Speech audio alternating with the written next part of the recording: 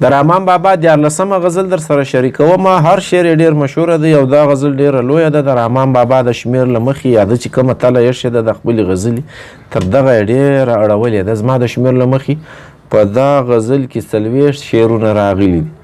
دا اسانه غزل ډېره رواني لري چې چیرې ګراني پیښېدله هغه به درته تشریح کوم. نور شعرونه یې داسې خاص وضاحت ته اړتیا نه لري. وایي راشه مه کوه له چا سره جفا، لږ ژوندون دی ضایع کېږي بې وفا. چې له چا سره بد کوې نو ژوندون خو هم لږ دی دا به ختم سي. په دنیا کې هېڅوک نه دی پاته سوی، واړه تلوني دي که نن دي که سبا. یا په دنیا کې هېڅوک نه دي پاته شوي، واړه تلوني دي که نن دي که سبا. څوک پاته سوی دی په دنیا کې؟ تلوني خو هر څوک دي. دا یاران چې نن وتاو ته جلوه که، په 2 ورځې پس به واړه شي پناه. نن چې کم یاران وینې 2 ورځې پس به یو هم نه. دا دنیا داسې ده، یو څوک هم نه پاته کېږي. که دیدن دې د چا خوښ وي ورته ګوره، چې پناه شي بیا به کله شي پیدا. چې هر څونه دې څوک خوښېږي چې بس پناه سو بیا پیدا کېږي نه. هغه ولاړی د خزان پاڼې چې بیلې سي له شاخه، په حکمت به یې پیوند نه که حکما. حکما که چا وویلي نو د دې شعر وزن خرابېږي. حکما پخوانی روش دی. نو د خزان پاڼې چې له شاخه یې وار رابیلې سوې، بیا چې هر څونه حکیمان پر تیر سي هغه بیرته په هغه شاخ پورې نسي لګولی. چې په ځمکه ساس کوي پرېوځي له اسمانه، بیا له ځمکې خطی نشي په سما. اسمانه څخه چې کم ساس کوي ځمکې له رالی بیا بیرته دورې نه ځي. څنګه خبرې دي، څنګه رواني لري. دا د رحمان بابا د شناخت ذریعه سوی دی، هر چا ته رسېدلی دی. ګمان مه کړه چې بیا سترګو لره ورشي هغه اوښکې چې له سترګو شي جدا. چې یوه له سترګو څخه اوښکې راولویږي بیا هغه بیرته سترګو ته نه ځي. کمال کوي د رحمان بابا. کمال یې دا دی چې هر شی چې لا بله جلا کېږي په دغه جدایي باندې رحمان بابا ډېر ژور فکر لري او هر شی چې دی موږ ته په یوه غزل کې ایښی دی. دا په هره ورځ چې خیزي بیل بیل مر دی، هر چې پرېوځي هغه نشي خطی. بیا دلته یو فلسفه ده. وایي رحمان بابا په شعر کې وایي چې لمر پرېوتی دا جلا، دغه لمر جلا او بیا سهار بل راخیزي. پر دې باندې هم ډېر بحث سوی دی. د لمر پر نظریه باندې هم زه له تاسو سره خبرې کوم چې د لمر په اړه خلک څه وایي. چې لمر په چکر کې دی، ګمځکه په چکر کې ده. نو د رحمان بابا دا شعر وایي چې یو وار پرېوتی هغه دویم وار نه راخیزي. هر لمر جلا دی. دا په هره ورځ چې خیزي بیل بیل لمر دی، هر چې پرېوځي هغه نشي خطی. بیا که جنت په زهد نه دی بې له فضله، هر سړی د خپله غاړه کړي ادا. وایي که په زهد په عبادت نه دی، فضل د الله تعالی غواړي جنت، نو بیا د هر سړی خپله غاړه خلاصوي. دغه جنت نسته، دغه چې دی هغه خپله غاړه نسی خلاصولی. که د نفس دپاره 100 محنته وکړې، یو محنت به دې په کار نشي فردا. د نفس دپاره د خواهشات دپاره محنت چې دی د سبا په ښه نه درځي. که تمام جهان په خپله ګېډه وخورې، یاد به نشي په درود او په دعا. د ځان غم چې د کاوی بیا چې ګرد دعا جهان په وخورې، نو بیا د یو څوک هم نه کوي. بیا که په درود و دعا کې تا څوک نه یادوي، میړه هغه دی چې بل دپاره لګیا وي، د بل دپاره خواري وکاږي بیا یې خلک یادوي. که یوه دانه د وږي په لاس ورکړې، هم هغه به دې توشه سي د عقبا. وږی سړی چې په مخه درله یوه دانه دې ورکه، په آخرت به دې هغه بیا ښه توشه وي، ښه هغه څوری به دې وي. که یو څاڅکی اوبه تږي لره ورکړې، د دوزخ او ستا ترمیان به شي دریا. یعنی که ته یو څاڅکی تږي له ورکې، دا به ستا او د دوزخ تر مابین دریاب وګرځي. کمال دی په رحمان بابا کې. که یو ځله سر د خدای په لوري ټیټ کړې، په قیامت به سر بلند شي تر هر چا. څنګه خبر ده چې الله تعالی ته سر ټیټ کړې بیا نو تر هر چا لوړ. که بندګانو ته ټیټو بیا نو ښه ورځ نسې لیدلی. دا خبره وایي که د تمه د مخلوق له دره پرېکړه، بادشاهي دې مبارک شه که ګدای. خوشحال بابا هم وایي چې له مخلوقه هیله وکاږې او الله تعالی ته خپله اسره وتړې، بیا نو باچا یې، بیا نو په صحیح معنا لوی سړی. بازار دا دی که څوک سود او سودا کاندي، په هغه جهان نه سود شته نه سودا. بس هر څه چې کوې هغه بدلې کوې. د ګټې او تاوان ځای دغه دی. که دې ښه وکړو ښه به در رسېږي، که دې بد وکړو بد به در رسېږي. دورې صرف رزلټ او نتیجه ده، هلته کارونه نسته. اشنایان که څه پوهېږي، دا یو وخت دی چې زارېږي یو اشنا تر بل اشنا، بس یو تر بل زارېږي، دغه وخت دی بیا وروسته په ښه نه سره ورځئ. که ژوندون دی خو همدا دی په جهان کې چې له چا سره تېرېږي په خندا. ښه ژوند دغه دی چې له یو بل سره په خندا تېر شي. په بد نیتي چې ژوند تېرېږي هغه به سړی په خپل هم په تکلیف وي، د هغې خوا به هم رد عمل ښه نه وي. خدای امان وکړه له هسې زندګۍ چې ته بد وایې له بله بل له تا. داسې نو څه زندګي ده د دغه امان غواړم چې بل په تا پسې شروعېږي بد درته وایي او ته په بل پسې شروع یې بد وایې. دا د رحمان بابا انداز دی. زهر ښه دي که په سوله په سلا وي، نه شکرې په فتنه او په غوغا. یا په سوله او سلا باندې که څوک زهر درکړي او ته راضي یې نو صحیح دي، او په فتنه او په چل او په دوکه که څوک شکرې درکوي هغه معنا نه لري. انداز یې ګورئ. دا د پښتو شاعري کې د شهرت وجه د رحمان بابا دغه ده چې هغه خبرې چې په ولس کې کېږي د شعر ته راوستلي دي. نفس په خارو خس ډک شه دی بېغمه، نه د غم په خارو خس په خال وا. یعنی په خارو خس باندې په خاورو په ډبرو په کچره باندې په خاشاکو باندې نس ډک شه دی چې بېغمي در سره وه، او د غم په پخه الوا باندې نه مه ډکوه. یعنی د هیلې او د اسرې ژوند پرېږده، بېغمي ښه ده چې بېغمه یې هر کار صحیح دی. او که د یو هیله وسره وه بیا چې هر څومره خوږه حلوا خورې هغه به ستا پر نس بده لګېږي، هغه ستا دپاره ښه نه ده. ما ته ملا په مشقت په محنت ښه ده. دا د متل رنګه شعر دی.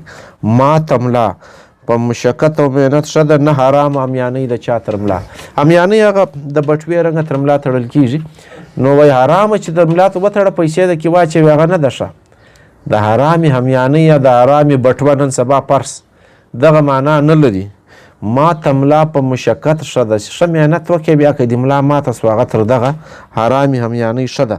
ړوند بهتر دی چې څه نه ویني په سترګو، نه چې سترګې په پردي حرام کوه. ړوند سړی تر هغه ښه دی چې د بل و حرام ته په سترګو ګوري. دغه سترګې نو څه معنا لري چې په حرامو واقعېږي خلاصېږي. ګونګ بهتر دی چې بې کام و بې زبان وي، نه چې ژبه شي په بد ویل ګویا. که د چا ژبه بد ویل کاندي تر هغه خو ګونګی ښه دی. رحمان بابا وایي نو ژبه باید چې ښه وکړي، بد څه له کوي، څه له وایي، بد څه تر خوله باسي. نو ژبه چې ده هغه په ښو وینا باندې اخته ښه ده. ګڼ بهتر دی چې اچھا کوڼ بهتر دی چې څه نه اوري په غوږو، نه چې غوږ کاندي په بد ویل شنوا. کوڼ چې دی هغه تر هغه ښه دی چې بد اوري. یعنی ګورئ د حواسو په اړه هم وایي، دا سترګې، دا کوڼ، دا ژبه، دا غوږو په اړه. یعنی چې ته بد کوې بیا که غوږونه دي هم څه معنا لري. کوڼ تر ښه دی، که وینې هم ښه دی. هغه بد هغه ړوند ښه دی چې یو شی نه ویني. او که ته بد په کوې په غوږو یې اورې نو بیا خو تر تا کوڼ ښه دی. هر یو یې راړئ. دیو او دد که پخوا درشي خو بهتر دی. خدای دې بد سړی در نه ولي پخوا. دا لوی بلا دیو دغه که په مخه درلی خو ښه دی. بد سړی د خدای په مخه نه درولي. یعنی بد کرداره شخصیت چې دی هغه ډېر بد دی. دیو او دد نو څه تاوان لري؟ هغه ستا و زړه ته بیا راچولې ده. که ته په سمه لار تر شوې دی ویشي نو تا ته تاوان نه درسوي. بد سړی که په مخه درلی تاوان خامخا درسوي. د جاهل تر همدمۍ به بهتر وي که له چا سره همدم وي اژدها.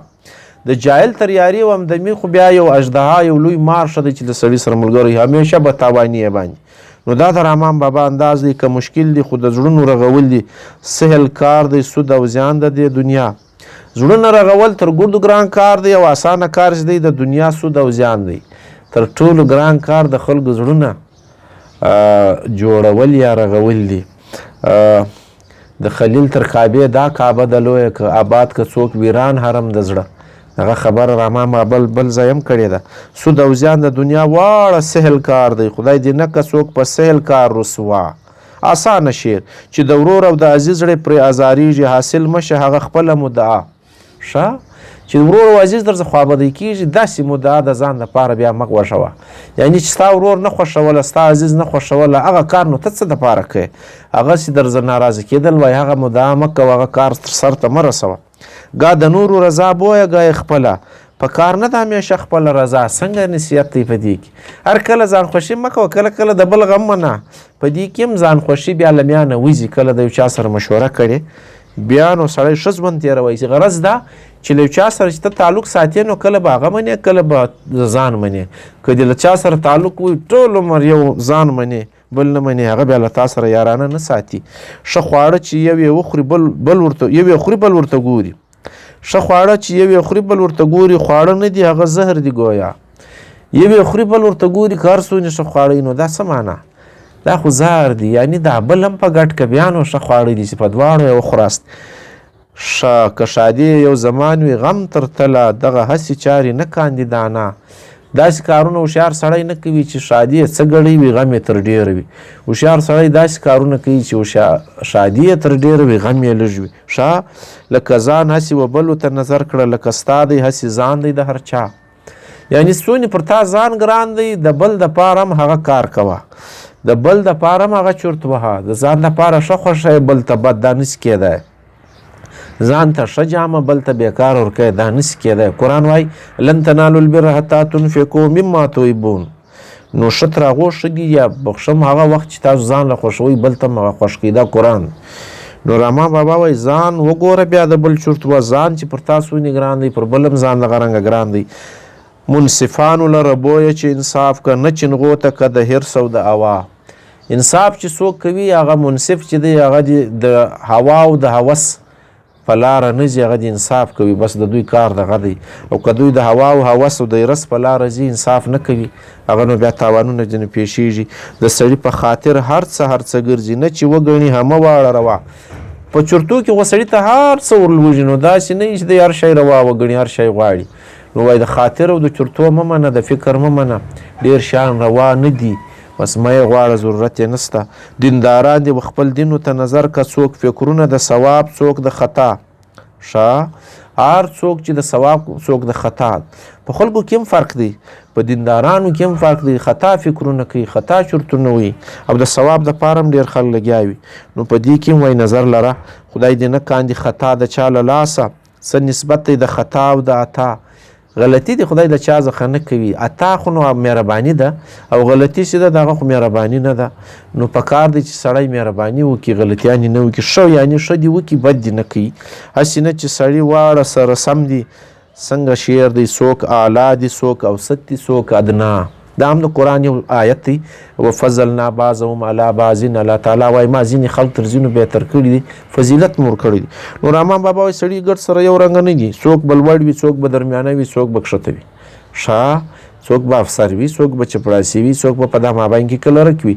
دا به ټول یو بل ودې ته لاس رسول یا د هغه برابري غوښتل دا نسي کېدی. نو په دې به خپل ځان ستړی کوي. دا تقسیم سته. د هر چا حرمت په خپل اندازه دی. نه چې مومي نفر ځای د عمره، یا نه چې مومي نفر ځای د عمره اوس رواني لري. د هر چا حرمت په خپل اندازه دی. څوک چې څونې دی هغه قدر عزت لري، څوک چې څونې حیثیت لري، څونې ښه کوي، څونې کردار لري، هغه قدر د حرمت دی، هغه قدر به دی پر خلکو ګران وي. نه چې مومي نفر ځای د عمره، یعنی نفر شخصیت د امیر سړي ځای نشي لیدی. هغه امیر چې امر کوي، حاکم، د باچا او د یو عام سړي ډېر فرق دی. نو دا هر سړي کار نه دی چې حکم به کوي. نو هر سړی به خپل اندازه ته ګوري. نفر به د باچا خبره نه کوي، باچا به د نفر خبره نه کوي، فرق دی. نو هغه لوړ شعر چې رالی چې هر سړي چې دی څوک اعلی دي څوک اوسط دي څوک ادنا. دلته نور وضاحت وسو. زه رحمان له چا شکوه شکایت نه کړم، نشته بل دوست او دشمن زما بې ما. یوه خبره یاد لرئ دا په نورو چاپ سوي دیوانونو کې نسته بل دوست او دشمن زما بې تا. دا بې تا توری وتلی دی، دا باندې ډېر کار سوی دی. رحمان بابا زه له چا شکوه او شکایت نه کوم، بلکې زما دوست او دشمن خپل ځان دی. یعنی زما دوست هم زما ځان دی، زما دشمن هم. که ښه وکړ خو زما دوست، که بد وکړ زما بله غاړي. نو تا توری لاړی په نوي چاپ کې ما راغی، دا یاد لرئ. نو غرض دا چې دا 40 سره شعرونه د متل حیثیت لري. ډېر خلک یې په خبرو کې تکراروي، او دا ټوله غزل پر نصیحت ولاړه ده، او د ژوند ټوله خاکه یې په 40 شعرونو کې بیان کړې ده. دا د رحمان بابا د شهرت وجه هم ده. او موږ که په دې باندې سنجونه وکړو نو د ژوند هر اړخ یې په یو شعر کې راړي، او هر ښه و بد یې در وښول، فیصله کول بیا ستاسو خپل کار.